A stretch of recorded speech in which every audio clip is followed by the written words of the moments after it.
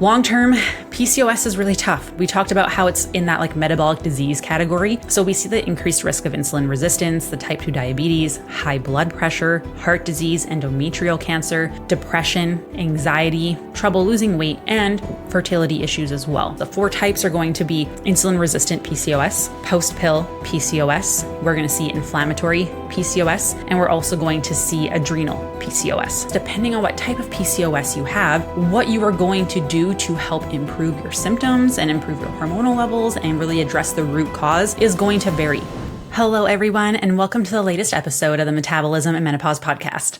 My name is Stephanie, and I am your host and CEO of Vitality OET.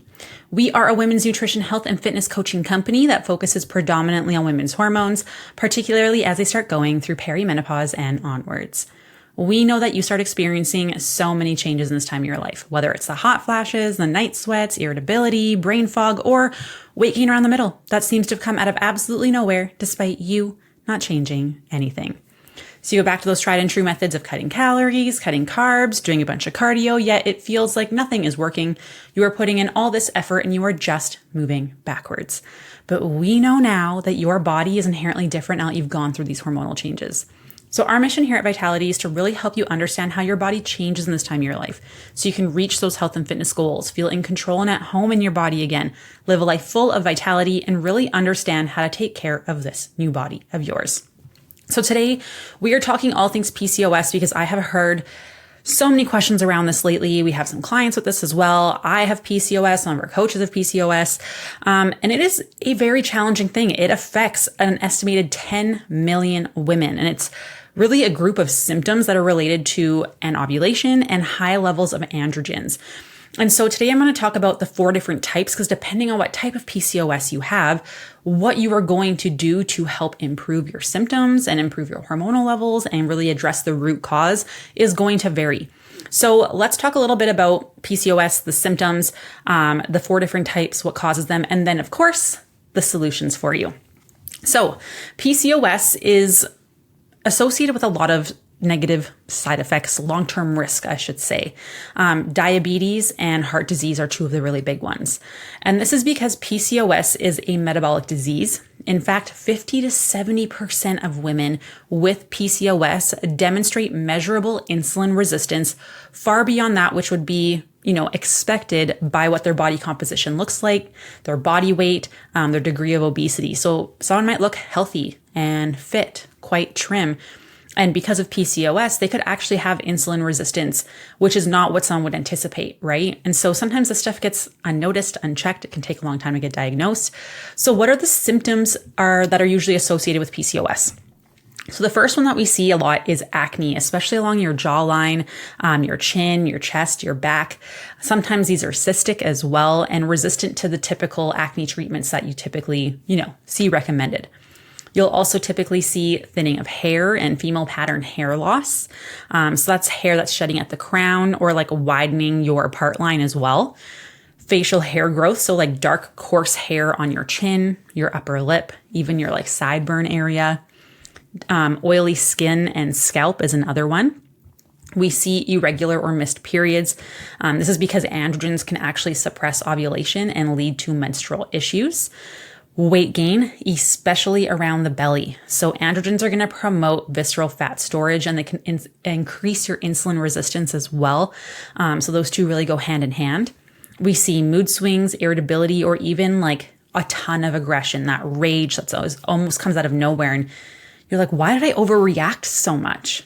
This can be part of it. And this is because we see that high androgens that comes with PCOS are going to influence neurotransmitters like your dopamine. Low libido, sometimes it's high at first and then it drops down over time. And this is because androgens can drive libido, but imbalances are going to lead to some dysfunction there. Blood sugar dysregulation and insulin resistance. This is a very, very big one. Very, very common, like we talked about. And we know that high insulin is going to cause high androgens. High androgens drives insulin resistance higher. So you get stuck in this vicious cycle. And then we also see skin darkening or even skin tags. And this is typically going to be seen around your neck, your underarms, and along the groin as well. Long-term, PCOS is really tough. We talked about how it's in that metabolic disease category. So we see the increased risk of insulin resistance, the type 2 diabetes, high blood pressure, heart disease, endometrial cancer, high LDL cholesterol, which we want LDL to be low. We see low HDL cholesterol, which we want HDL to be high.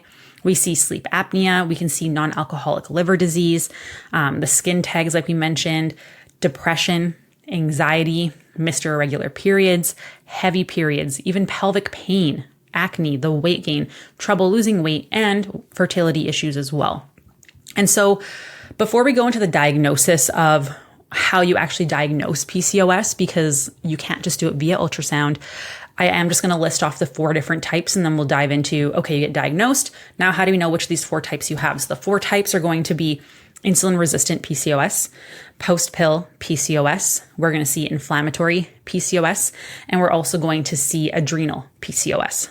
So first, let's figure out, how are you going to know if you have PCOS? Maybe you have some of those symptoms, or maybe not really, because I didn't have a ton of them. I had the acne. I had if I gained weight and struggled to take it off, it would be around the belly area. I had the oily skin, the oily scalp.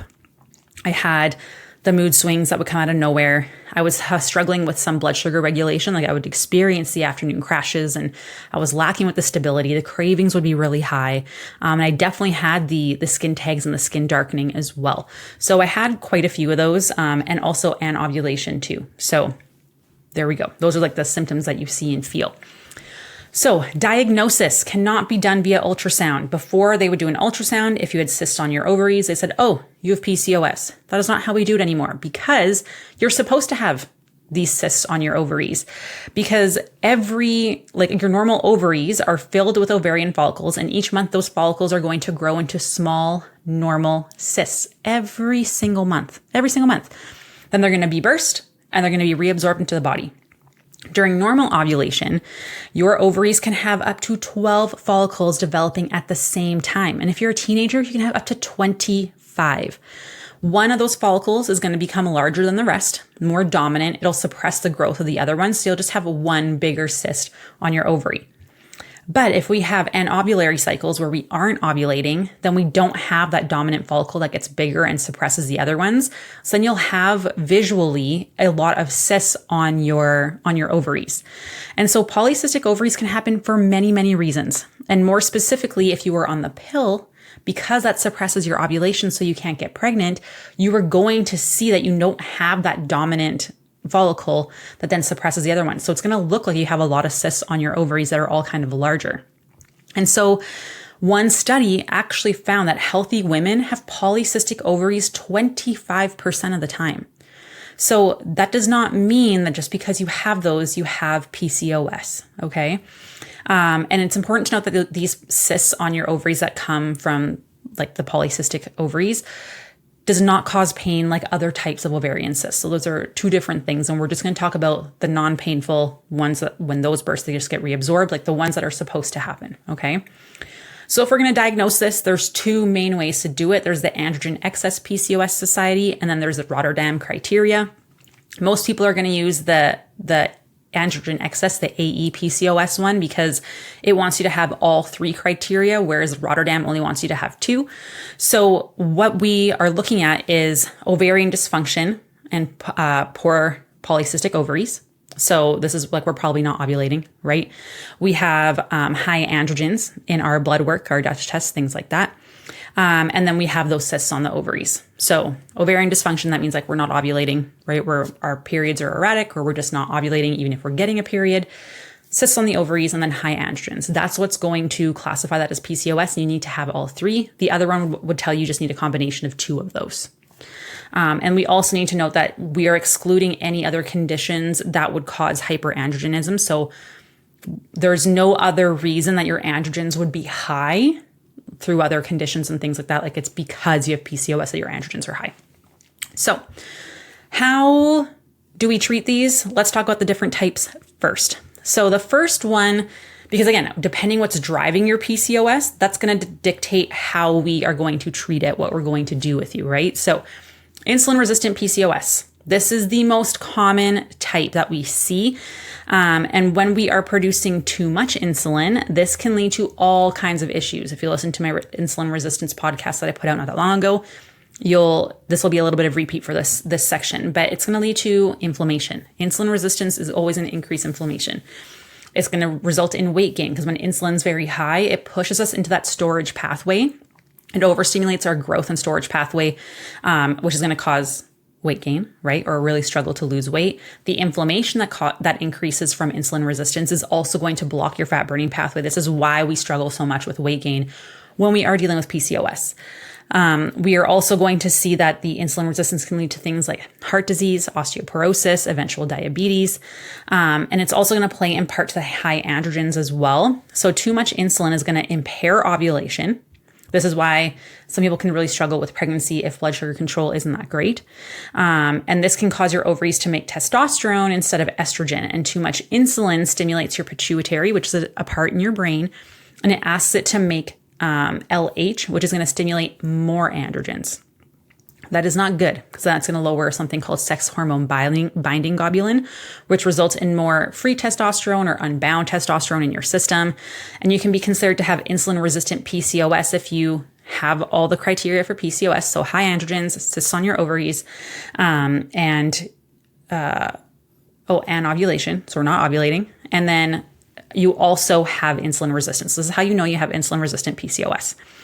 So some of the best ways to test for insulin resistance to know if you have this type is to do a blood test. We're looking at fasting insulin. You can do your A1C, but the reason I'm not a huge fan of A1C is that you can be insulin resistant for up to 10 years before it starts to show on your A1C.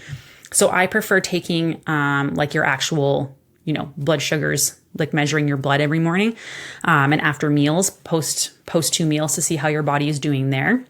And you can also do the glucose challenge test like you would do when you were pregnant. And so another thing to be aware of is if you had gestational diabetes while you were pregnant, you are far more susceptible to developing insulin resistance and type 2 diabetes.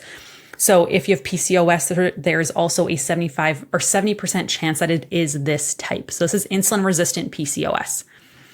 Okay, then the next category that we see before we go on talking about how to improve all these things is post-pill PCOS. So yes, taking the pill can actually cause PCOS. And it's supposed to be temporary, right? Because being on the pill or an IUD is going to suppress ovulation so you can't get pregnant, right? And so what happens is that once we stop the pill, sometimes ovulation does not return as it should. So during that time, you would qualify as PCOS diagnosis. And coming off of a low androgen pill can also cause a temporary surge in androgens when you come off of it. And typically they're going to stay elevated for 1 to 2 years before they normalize. This is the second most common type of PCOS.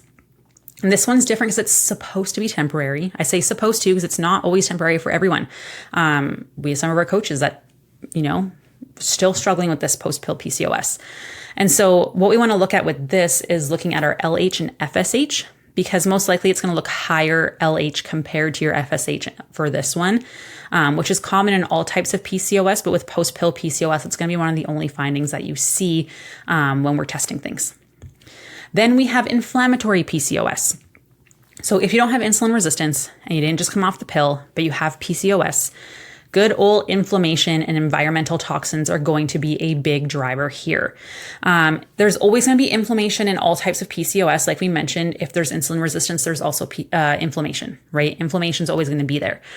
But we also know if our hormones are fluctuating, if our estrogen is low, we're going to see inflammation goes up a lot higher, which can then actually contribute to this as well. And so we want to touch here that inflammation is going to disrupt receptors and suppress your ovulation. So if you're someone who is having a lot of inflammation in your body, or you think you might be having inflammation, I did a whole podcast on inflammation. It's episode 150 if you want to go back to that. And I go over a ton of symptoms and causes and things like that if you want to dive deeper, if you think this is the type that you have. Because I do want to try and keep this brief and short and not dive too deep. Otherwise, it'll be super, super long. But we know that this inflammation can also stimulate your adrenal glands and ovaries to make more androgens. This is me. So I have a mix between this one and the next one. So for me, there were a lot of signs of inflammatory issues going on my Dutch test. We also saw my body's not good at breaking stuff down, and my cortisol stress response was not good, not where we want it. And so we know that inflammation is going to drive that cortisol up. We also know that inflammation is going to drive you to produce more androgens. My androgens were nice and high. My progesterone, estrogen, and testosterone were all low, like not anywhere where we want them to be. And so inflammation can come from that insulin resistance, which I talked about, which insulin resistance, which is a primary driver, but we would have to address both of these things together because we know one's going to influence the other and vice versa. And we know that inflammation can come from things like smoking. Alcohol is a very, very big one here. Inflammatory foods, stress, environmental toxins, even digestion issues if you're not pooping every day.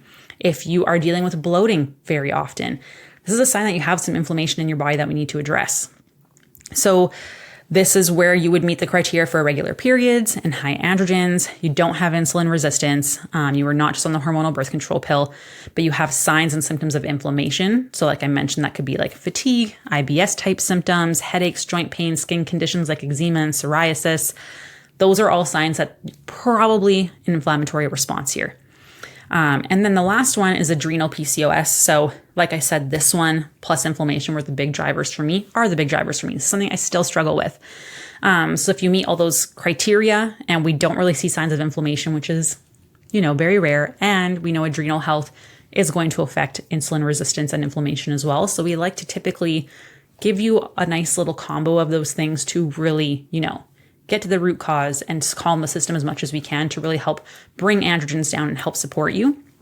But we know that most women with PCOS are going to have an elevation of one or all the types of androgens and testosterone from ovaries. And we know that we're also going to see DHEAS specifically when we're looking at the adrenal side of things here. So if you have elevated androgens, but you would have probably one of the other PCOS types. But if you only have elevated DHEA, but normal testosterone and androgens, then you fall into this category. So the first thing here would be to rule out anything else that would cause DHEAS to be elevated. This would be things like hyperlactin, non-classic congenital adrenal hyperplasia. Then we would say, okay, this is definitely a PCOS driver. This is about 10% of people with PCOS. And this can be connected to chemicals that disrupt our hormone patterning. This could be, genetic susceptibility driven from abnormal stress responses, abnormal responses to your stress response system.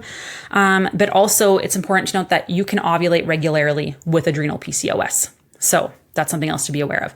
And so I want to talk about in a whole, you're typically going to have, a mix of all four, right? There's going to be things that contribute to one thing and the other. So for myself, stress is very high. My cortisol levels are very high. My bathtub is overflowing. My body is not good at breaking it down. So it's like there's a clog in my bathtub. And so I keep loading up my body with stress through exercise, through, I was cutting calories. I was going through the grief of my mom passing away. I was a workaholic trying to get my business off the ground.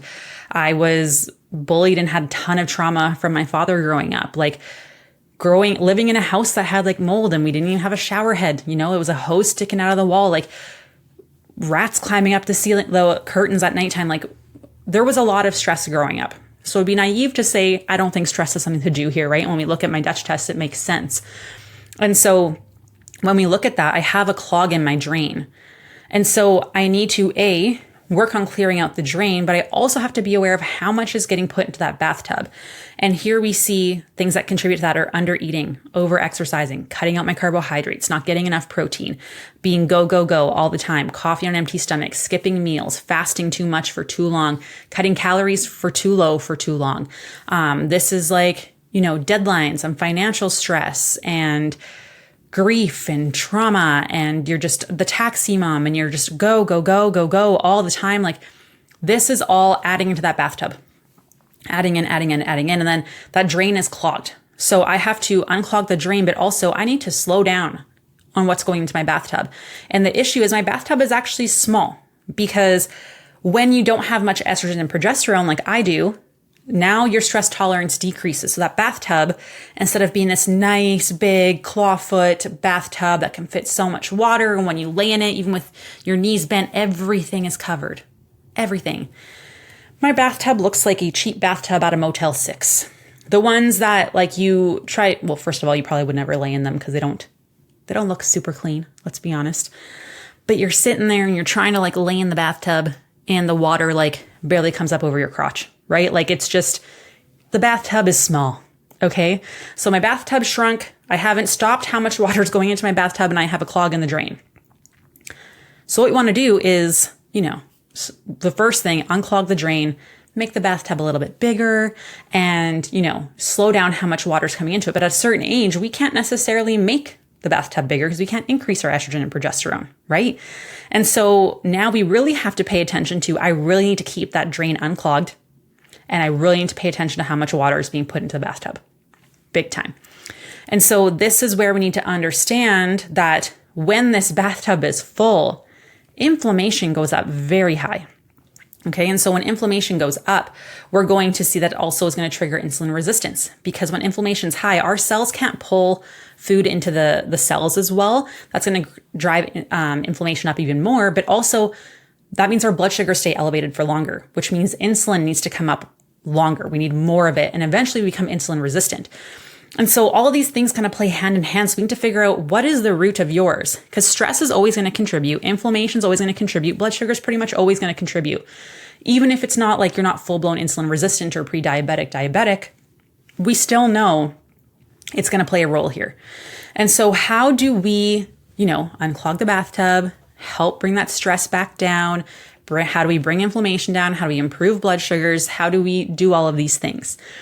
So let's tackle the stress aspect first, because if you improve stress, blood sugar and inflammation go down, which is awesome. That's what we want, because we know if stress is high, your body thinks that you need energy to fight the bear, run away from the bear, even though all you're doing is just, you skipped lunch, you had coffee for breakfast and a protein bar, and you're just mad working, trying to meet deadlines, pissed off at your boss and your partner. And you didn't sleep very good last night and you're just not eating enough calories. Your body is like, hey, we need more energy to fight the bear, run away from the bear, even though you're just sitting at your desk. So your body tells your liver, pump sugar into your bloodstream, provide me with energy. And so it does that in the absence of food, in the absence of carbs. Then insulin comes up, brings the sugar into the cells. However long it takes that sugar to get into the cells, insulin keeps going up, right, till it's down. Boom, now you hit the craving, that energy crash. Now you're struggling. If you don't eat, you know what happens? Boom, more sugar dumped into your bloodstream. So not eating and fasting and cutting out your carbs isn't always going to help you if this is a driver of your insulin resistance, your PCOS, right? So how do we improve the stress aspect first? Because we know improving stress improves inflammation, improves blood sugar control. That's going to help with your PCOS and your androgens. Because for me, as soon as stress comes up, we see that my body favors that androgen pathway instead of trying to use DHEA to, turn into estrogen and turn into testosterone. It just jacks up my androgens. So this is where if I cut calories harder and work out harder, I start gaining weight because the androgens start to increase. And so my DHEA is in the normal-ish range, a bit on the low end. But if someone were to give me DHEA as a supplement to take, my androgen dominance would get worse, making my insulin resistance worse, my inflammation worse, my blood sugar will be worse, my everything, right? It's not going to be a good situation. So how do we improve your stress first? The first thing is going to be trying to reduce stress. Although we cannot always get rid of stress in our life. Let's be realistic. We can't always change the fact that we have deadlines or financial stress or that our parents are in the hospital and sick, that we had a loss, right? Like we can't always change those things. So we need to know how to buffer that stress better because our bathtub is freaking small now, remember? So things that can help slow down and like turn the faucet down a bit that's coming into our bathtub is going to do things like just daily walking outside, joyful activities that you actually love to do. Food, making sure that you are slowing down, doing things that bring your heart rate and breathing rate down. So for me, very big is I read my Bible every day. I spend time in devotional and prayer. For me, spending time with God is very, very important to me and helps me a lot. For other people, this might just be doing something as easy as a gratitude journal. It might be having tea and just sitting with your feet in the grass. Maybe it's crocheting or knitting. Maybe it's doing an adult coloring book, doing feet up, maybe some meditation. Maybe you're doing some stretching, anything that brings your heart rate and breathing rate down. So exercise does not count for this category here. we want to lower your heart rate and breathing rate. We're doing this a couple times a day. So for me, I also like to do deep breathing when I'm switching tasks at work. I will literally set a timer for 1 minute, 2 minutes, whatever I feel I need. And I will try to breathe in as slowly as I can and hold it, and breathe out as slowly as I can and just hold it, because that brings me out of that fight or flight state. So then once we start doing more of these activities, that's really helpful in regulating your stress response system to help decrease the faucet for you. Other things that help are making sure you're eating enough calories and eating enough carbohydrates. Because if we're eating low carb, you know what carbs do? They bring cortisol down. They turn the faucet down. That's amazing. So we want to make sure we're having adequate carbohydrates in our diet, but eating them the right way that they don't affect our blood sugar, which I'm going to touch on in a bit. Eating enough calories. Eating low calorie is a stress on your body. For me, if I drop below 1,500 calories, boom, I'm inflamed. My energy is crap. I start gaining weight very quickly. The fluid retention is crazy. It happens every single time. Because you always like to test yourself. You think, maybe now. No. So this is where understanding low calorie is a stress on your body. And so when you're not eating enough, boom, faucet gets turned on real high. We don't want that. We also want to make sure that we're having enough zinc and magnesium, because those are both going to help support our stress response system. I love taking 400 milligrams of magnesium at nighttime before bed. I have a favorite brand that I enjoy. If you want that, we do have a supplement guide. Just reach out to me and I'll send it to you. That has the links for all those things and the dosages. And so taking B vitamins as well, super, super important. They help reduce your stress and regulate your HPA axis by boosting your calming neurotransmitters. They improve serotonin, your happy hormone, GABA, which makes you feel calm. So those are all really great options for supplements that are affordable that really help improve, the hormones that are going to support your stress response system. The other thing too is that you can take licorice. Licorice is very potent, though we typically don't recommend it for anyone under 18. It does work to downregulate the production of adrenal androgens, DHEAS. If you have high blood pressure, stay away from it because it can increase your blood pressure, so be aware of that. You could take things like rhodiola, which is an adaptogenic herb that can also help reduce DHEAS and support your brain and HPA axis. But we want to make sure that's actually an issue, right? So this is where testing comes into play, because that would not be relevant for me. If I were to take that, it would take my DHEAS and make my estrogen and testosterone even worse than where they are right now. So this is why we like to do testing with everyone. Okay, so that's the stress one. Then we want to look at inflammation, because if we improve inflammation, we also know that we're going to see an improvement in our insulin resistance, our stress response, because high inflammation is going to increase cortisol. So inflammation is a big one. And inflammation, when it's high on its own, makes your body worse at burning calories and blocks your fat burning pathway, making weight gain feel impossible. It also makes you feel exhausted. You are tired. You just feel so sluggish all of the time, regardless of how much you're sleeping. So when we are looking at inflammation, the first line of defense is going to be having an anti-inflammatory diet. So we're looking at, eating more of a Mediterranean style, having carbohydrates that come from whole foods. So potatoes and rice and whole grains, your fruits, your veggies, your quinoa, those kinds of things are going to be fantastic for you. And we're looking at reducing our highly processed foods. This includes things like protein bars. This includes things like your keto breads and your low carb wraps, because those are highly processed. They have more ingredients than like a regular whole grain wrap.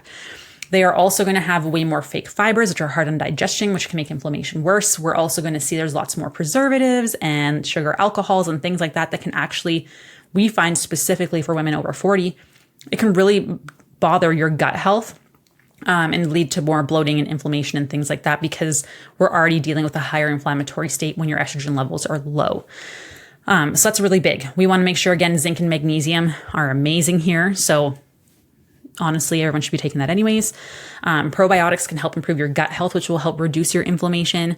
And we want to improve detoxification, because what happens is if our body isn't good at detoxing, we see toxins accumulate in our body. Our body wants to keep everything safe, right? We don't want to see those toxins damaging, our heart and our brain. So our body is going to move those toxins into fat cells for storage to try and keep us safe. But those fat cells, two things happen. One, they increase inflammation, which is going to make things worse. And two, the structure of those fat cells actually change, making them even harder to break down. And so then we're struggling with that as well, we're seeing more inflammation. Our body's blocking fat burning. Our symptoms are getting worse. This is not good. We're seeing more insulin resistance, more stress on our body, higher androgens. Again, not a good situation to be in. And then we see people who will take like weight loss drugs, for example. If this part of detoxification hasn't been improved and you lose weight rapidly, those toxins get released. So what happens? You start feeling more sick. We start seeing digestion issues. We start seeing the nausea. So there's a right way to make sure that we are addressing those things so that if you do want to go on medications like that, they're actually effective. You don't feel like garbage, and it actually improves your health instead of making it worse. Because if those toxins are floating around, they're going to do damage, and we don't want that. And we've seen this happen to people before, and we don't like that. Another thing that you can do if you have inflammation is taking NAC, and that helps regulate and restore ovarian function, reduces inflammation, and improves that detoxification as well. And also improve your insulin sensitivity, which is fantastic. And then melatonin also has been shown to reduce ovulation or restore ovulation in women with PCOS and protects the ovarian follicles from oxidative stress. Melatonin is a very, very powerful antioxidant to help protect us from inflammation. If you're not sleeping enough, this is probably an issue for you as well. A great way to improve melatonin is actually having a bedtime snack that has carbohydrates paired with fat and or protein. And so the carbohydrates help bring cortisol down, and the fat and protein in it will help stabilize your blood sugars throughout the night. So we're not seeing a drop and then cortisol comes back up. So it'll help you with your sleep. And we know that if you are sleeping, you're going to have less inflammation and better blood sugar control and lower cortisol levels, which are all going to be massive in improving your overall health and PCOS state as well. And this goes for like, honestly, everyone. This is really, really great for you to try having the bedtime snack if you're someone who really struggles with sleep, because poor sleep makes achieving health and weight loss significantly harder. And now we'll go into the post-pill PCOS. And so with post-pill PCOS, remember, this is supposed to be a temporary state. So addressing diet and lifestyle is going to be the biggest thing that's going to help you. So eating enough calories and enough carbs. Starchy carb is actually needed to ovulate. So if you're not having starchy carbs, you're going to struggle to ovulate. So we need to have some starchy carbs in there.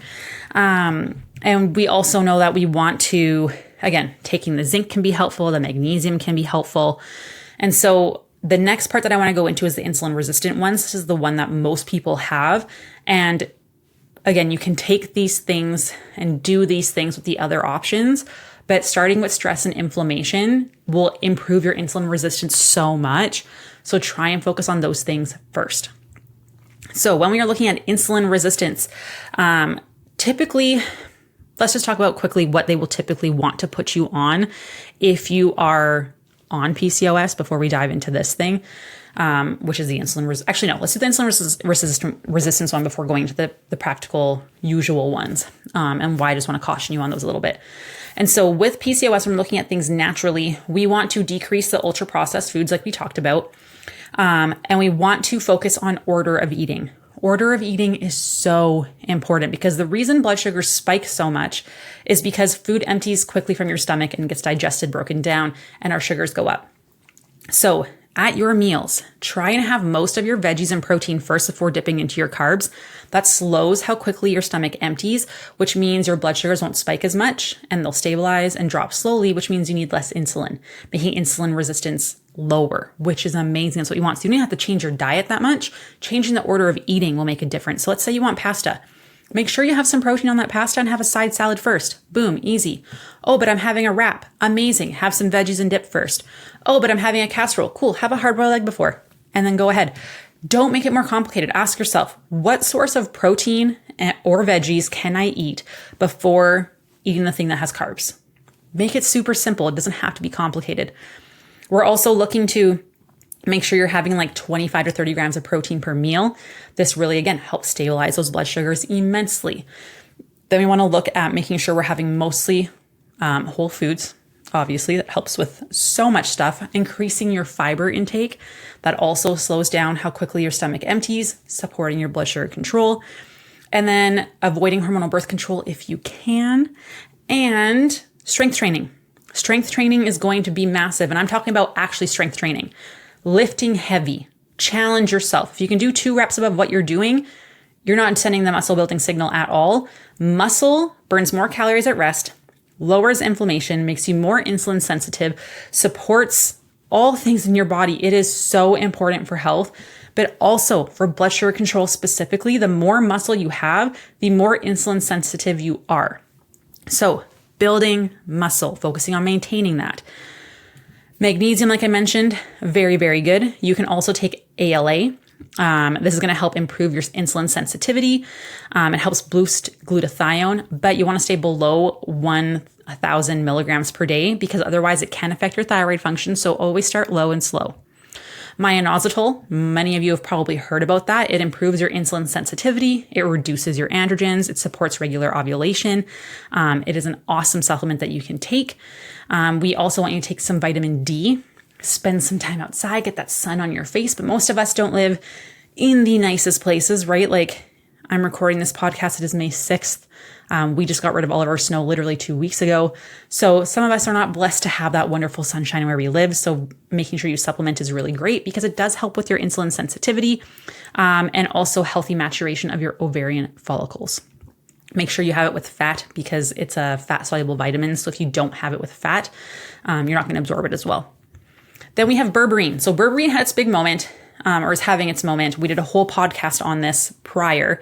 But berberine has actually been shown to outperform metformin in 2 large studies treating PCOS by improving your insulin sensitivity, improving gut bacteria, promoting ovulation, and preventing ovaries from producing too much testosterone.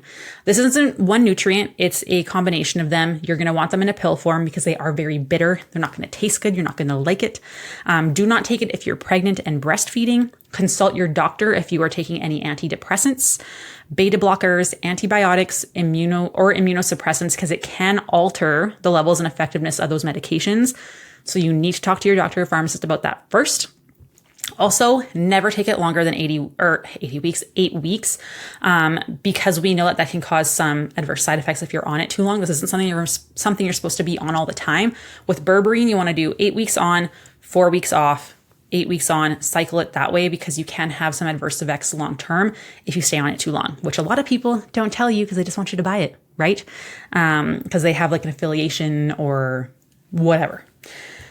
Zinc, like I mentioned, is very good. Peony and licorice are great, but they are very, very strong. Peony particularly inhibits the production of testosterone and promotes the activity of an enzyme aromatase, which is going to help convert testosterone into estrogen. And licorice is going to lower the pituitary hormones, the pituitary hormones. So we don't want to take this if you're under 18. It's very potent. You don't want to take it if you're on fertility drugs. Anyone who has high blood pressure, you also don't want to take it. And you don't want to take it longer than 6 months without doctor supervision because it is very strong. I also like to recommend getting tested. I would love to see Dutch tests for this because we can see how your body's converting things and doing things. This is not something I could take because my estrogen is already super low. My testosterone's already super low. So while it could help with some stuff, like this would actually make me feel way worse and put me in a worse hormonal state, which is why we like to do testing with people before referring anything.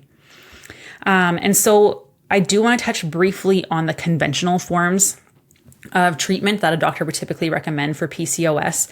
And the first one's always going to be hormonal birth control.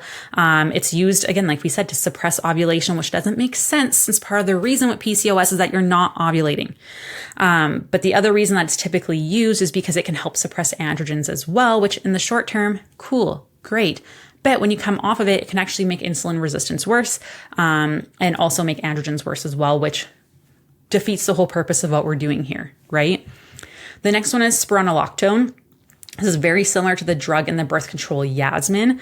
It suppresses androgens, which can, again, help improve symptoms of like acne and like the dark hair growth along the chin, upper lip. But it can also prevent healthy ovulation and can alter your stress response system, which we talked about is a big issue here. And there have been studies that show that once you stop this medication, it can actually become worse. So to me, that doesn't make sense. Why would you want to do that? Then we have cyproterone acetate. This is an anti-androgen drug. It's given on its own under the name Androcure or as a one ingredient in certain birth control pills. And this medication carries a higher risk for blood clots than other progestins, but it also has never been approved for use as a contraceptive in the USA. So I think that's something that you need to be aware of. And then we have metformin. So typically this is known as a diabetes drug, and it helps with insulin resistance. So, okay, I can understand why people want to give you that, right? Because this would help address the mechanisms of the insulin resistance that could be making your PCOS occur, right? Unfortunately, there's a few downsides to this. So the first one is that metformin can cause digestive issues for a lot of people. It does deplete your body of B vitamins, which is going to be really important for supporting hormone production. But also I was at an event and speaking with some doctors, and I was very surprised as we dug deeper into some stuff that the metformin can actually make your mitochondrial health worse in the long term, which means like your body isn't good at using stuff. So you keep having to increase your dosage, which we don't want. And you got to be on it forever also, which we also don't want. So I'm always a fan of trying to do things naturally first if you can, because then we're not dealing with negative side effects that naturally come with medications, right? But that's just me and my personal preference. If that's something you want to do, absolutely go for it. I just like to do things a natural way first. And so to kind of wrap all of this up, because I feel like I threw a lot of information at you, the biggest takeaway here is that, there's a lot of drivers, a lot of factors that contribute to PCOS, and you can have one main driver, but it's important to note there are other things under the surface that are also contributing to this, right? Because insulin resistance, the inflammation, and the high stress, the cortisol, those three things are almost always working together because they influence each other so much and can create a very negative cycle that just keeps going and going, and it's hard to break. And so we need to identify what's the most likely cause for you. But I think a great place to start is always eating enough calories, eating enough carbs, addressing the order of your food intake when you're eating, having meals every 4 to 5 hours, because if you're constantly snacking and grazing throughout the day, your insulin just stays elevated all the time, which is not what we want. We want it to come up and stabilize and then slowly come down. So eating every 4 to 5 hours, making sure you're getting enough protein at all of your meals, prioritizing your sleep, doing the self-care, doing things to bring your heart rate and breathing rate down, and try not to overcomplicate those things.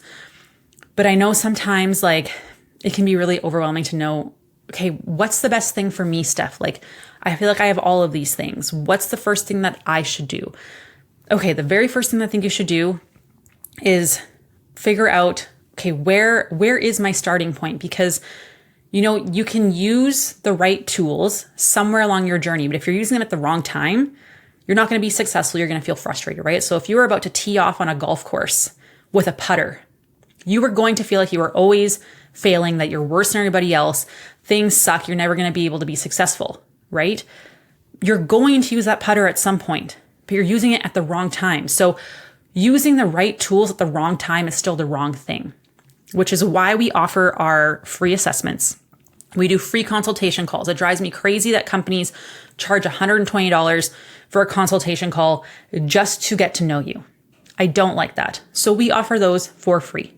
We go over your assessments with you. Like we assess kind of where your health history is at. We figure out what your body actually needs. What's the root cause of what's holding you back, whether it's the PCOS and what's driving that, or if it's something else completely. So we get to know you, your history, figure out what is the best option for you to start at. What is the likely root cause that's preventing you from moving forward, from feeling good, from being the best version of yourself. And then we give you some customized guidelines based off of you and your goals and your needs and what your body has been through. And again, those are completely free. So if you want to take advantage of that, you can book a call in the show notes. It'll be there for you. I love you so much. Make sure to share this with all of your friends and family, anyone that's struggling with PCOS. I can't wait to talk to you soon, and we'll talk soon. Bye.